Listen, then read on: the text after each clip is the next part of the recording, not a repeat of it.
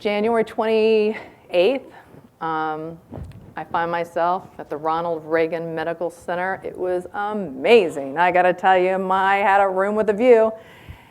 And I thought, God, this isn't bad. You know, I can see the ocean. You know, it's a nice facility. And then the test started.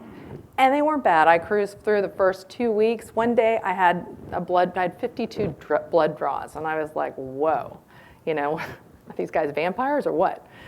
So it was all kind of good. And I was getting really cocky. And then all of a sudden, bang, got home to the hotel room and the side effects started rolling.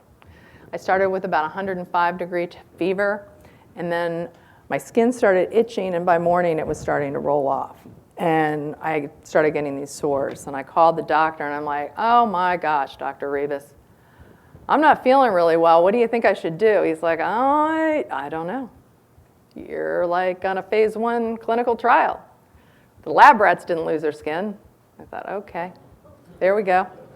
But then I started thinking that, you know, maybe, my body is waging war with this drug in my body. And if I can just outlast it, it's going to kill the cancer. So I did. I kept taking the medication. And I kept taking it at its maximum dosage. I went in a month later, and he gave me a scan. My tumors reduced by 60%. 60%. That's freaking amazing. Still not feeling good, but still, I mean, 60%, man, that's a pretty awesome reward. So I kept on another 3 months, went in 80%.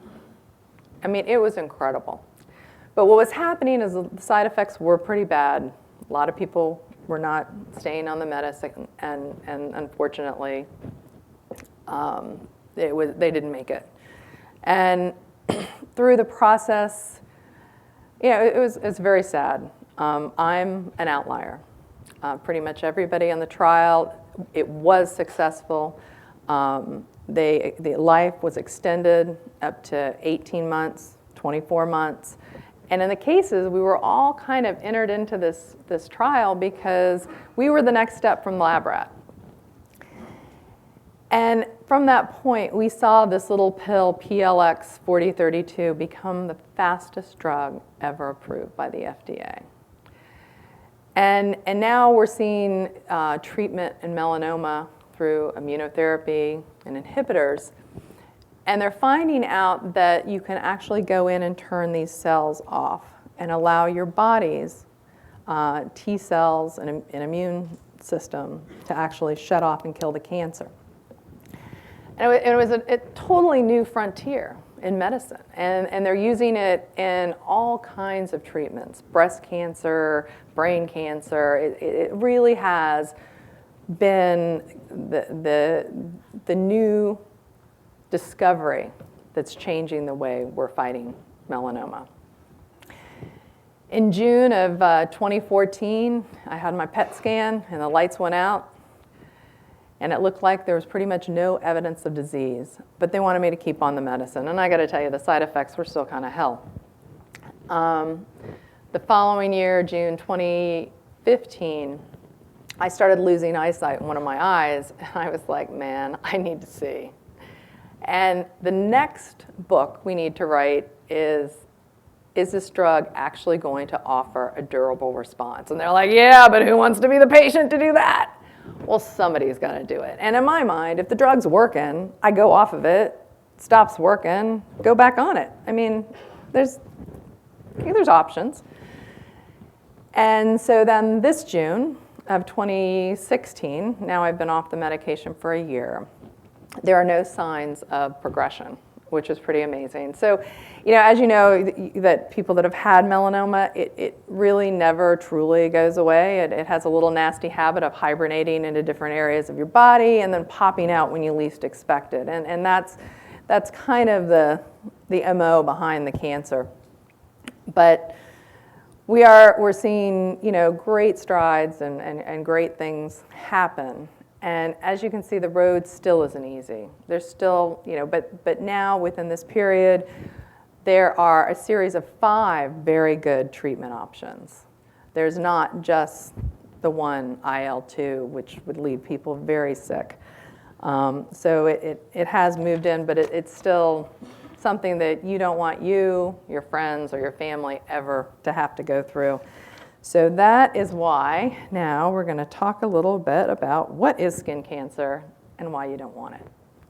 It's basically overexposure to UV radiation that can damage your body's skin cells. This can result in various forms of skin cancers, and these are kind of the typical, atypical kind of melanoma moles that you're going to see. A lot of times they have, uneven borders, they'll be raised, they'll be multicolored. The most common form of skin cancer is basal cell carcinoma. It's really the least serious, but if you're outside a lot and you're dealing with all kinds of not only radiant but reflections, this is something that you might get in your head, around your face, your ears. A lot of people get them on their ears and get them removed.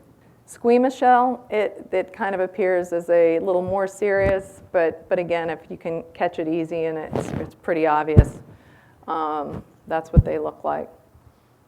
Melanoma, it can appear anywhere in your body. It usually has smudgy lines, and it can change shape and size. And it's definitely something you need to watch. You might see something and if something changes drastically within a month, it's probably a melanoma. Nodular melanomas, these are pretty rare, but these happen usually in older individuals. Ocular melanoma, this is what Meredith passed away from, that was in the video earlier.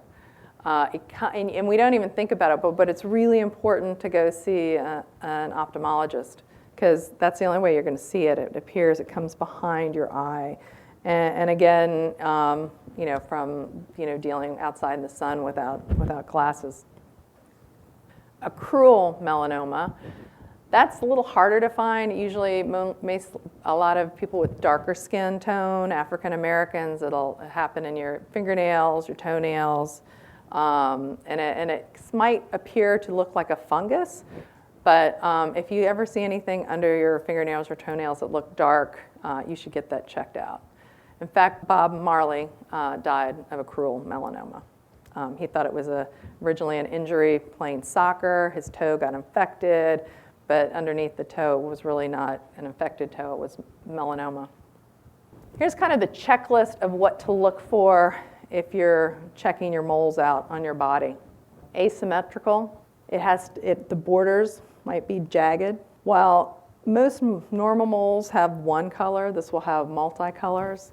The diameter will be 1/4 inch to 6 millimeters, so it might be a little larger, a little more spread out. And elevation to the touch. And when you touch it, it'll feel a little different than a regular flat mole. Protection begins with clothing. And I know that out in the field, there's we all have to kind of it might not be so optimum to find shade, but we've got to really figure out ways of creating shade with awnings or